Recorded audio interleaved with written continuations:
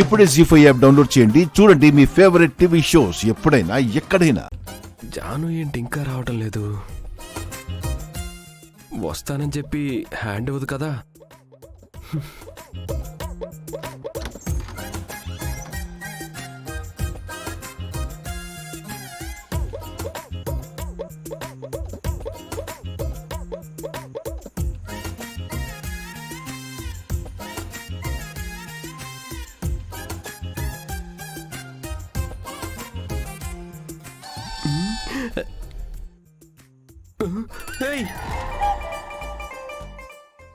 నువ్వేంటి ఇక్కడ? మాట్లాడాలని బయటికి రమ్మన్నారుగా. నేనా? ఎప్పుడు? కాగితం మీద రాసి మరీ విసిరారు కదా. నేను గురి చూసి విసిరింది జాను కదా. ఈ కాగితం ఈ అమ్మాయి దగ్గరికి ఎలా వెళ్ళింది? చా, ఇంతకీ ఏం మాట్లాడాలని పిలిచారు? అంటే వెదర్ బాగుంది కదా. చాలా బాగుంది. ప్రేమికులకి పెళ్లి చేసుకోబోయే వాళ్ళకి ఇంకా నచ్చుతుంది. పూజ, ఈరోజు పూజ బాగా జరిగింది కదా. నువ్వెక్కడుంటే అక్కడ నాకు బాగుంటుంది. సో పూజ కూడా బాగా జరిగినట్టే.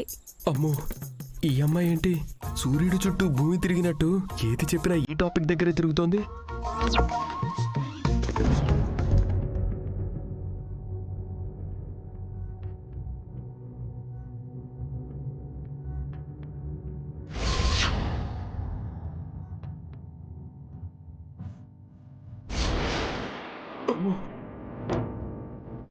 ఒకరితో వర్కౌట్ కాకపోతే ఇంకొకరితో టైం పాస్ చేద్దామని ఒకరి తర్వాత ఒకరికి ఉత్తరాలు విసిరినట్టున్నారు.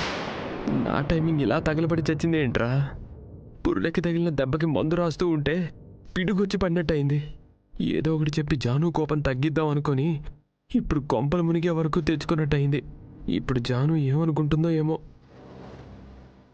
నాకు భలే థ్రిల్లింగ్గా ఉంది తెలుసా. ఎందుకు? పెళ్లికి ముందు ఇలాంటి సరదా సరదా సన్నివేశాలు, చిలిపి విషయాలు ఉంటే పెళ్ళాక చెప్పుకోవడానికి బాగుంటుంది కదా.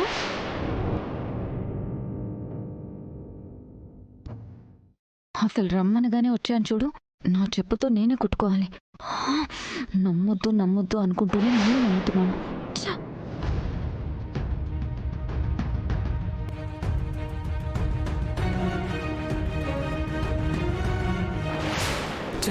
జానుతో మాట్లాడే అవకాశం రాకొచ్చింది. చటుక్కున చేయి జారిపోయింది.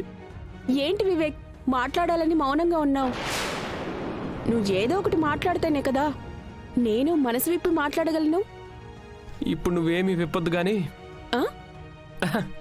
అదే, ఇప్పుడు నువ్వేమీ మనసు విప్పి మాట్లాడొద్దు గాని ఇంకెప్పుడైనా మాట్లాడుకుందాం. బాయ్. అదేంటి వివేక్, రమ్మని చెప్పి అలా వెళ్ళిపోతున్నావు? అంటే ఇందాక మాట్లాడాలనిపించింది, ఇప్పుడు మూడెందుకో మాడిపోయిన మసాలా దోశలు అయిపోయింది. ఇంకెప్పుడైనా మాట్లాడుకుందాంలే. నిద్ర కూడా వచ్చేస్తుంది. బాయ్. జీ5 యాప్ డౌన్లోడ్ చేసి అన్ని ఎపిసోడ్స్ పూర్తి ఉచితంగా చూడండి.